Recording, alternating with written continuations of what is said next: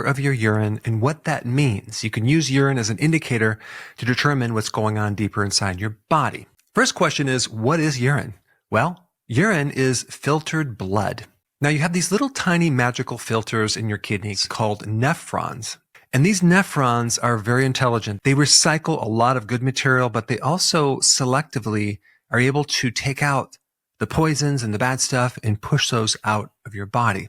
So today we're going to diagnose or dissect this problem based on just color alone.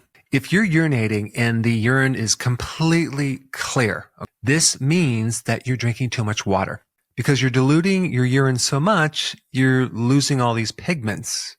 Now, what's interesting about drinking a lot of water to somehow get hydrated, people that drink too much water, they dilute their sodium and they actually become dehydrated. Because the key with hydration is the right amount of electrolytes with the right amount of water. If your urine is clear, might not want to drink so much. I always like to recommend drinking when you're thirsty. And especially if you're not working out or sweating. Yeah, too much water could actually be dangerous. All right, so the next color is basically yellow or amber. And that color is really coming from a pigment in your blood. I'm not going to get into the chemistry of how that happens, but when you see your urine being yellow, amber, or straw colored, that means that it's normal. All right, the next color we're going to talk about in your urine is if the color is red or pink. Usually this means that there's blood involved.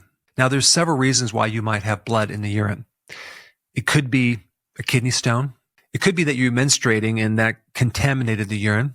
This could also be some type of infection, or it could be something more serious. But anytime you have blood, you should get it checked out by your doctor. Some people that run a lot, like joggers, for example, they're doing a lot of pounding on their kidneys. Sometimes that can cause bleeding as well. Okay, now what about if it's like orange or really almost fluorescent type yellow? That usually means that you're taking synthetic vitamins and they're going out through the urine. And especially the B vitamins, that'll give that bright fluorescent color. It can also commonly mean that there's certain medications that you're taking that have certain dyes in them. On a rare occasion, if your urine is orange, it could be something going on with your gallbladder or your liver, but that's not very common.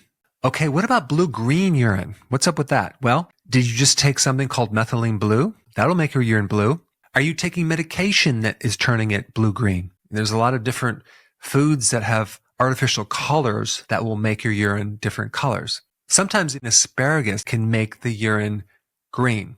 If it's dark brown, chances are you're dehydrated. You need to add more fluid. As it goes darker into the browns, that is usually a liver problem. Now, what if your urine is normal color, but it's foamy, like someone put some soap in it? This could mean several things. It could mean that you're consuming too much protein. It can also mean you have chronic kidney disease, and you're usually going to see protein in the urine from that. And it can even occur if you're a diabetic, because usually with diabetes, with all the sugar coming through, it tends to like rust out different parts of your body, especially the kidneys. The number one cause of kidney damage is diabetes. And this is why we see a high correlation between protein in the urine and diabetes, and of course, the foaminess in the urine. But probably the first thing you should do is just start cutting down your protein and just see if that handles it. What about if your urine is just cloudy?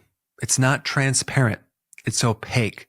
This usually means there's an infection, okay? And the most common urinary tract infection is from the microbe E. coli. So if you have that, you might want to get it checked out to see if you do have urinary tract infection. The other thing you need to know about with an infection is that if you're diabetic, all that sugar that's in your blood spills off into the urine to feed these pathogens. And just as a side note, if someone is excessively thirsty all the time, and they're excessively urinating a lot, that's usually an indication of diabetes, but it can also be an indication that your calcium is too high in your blood.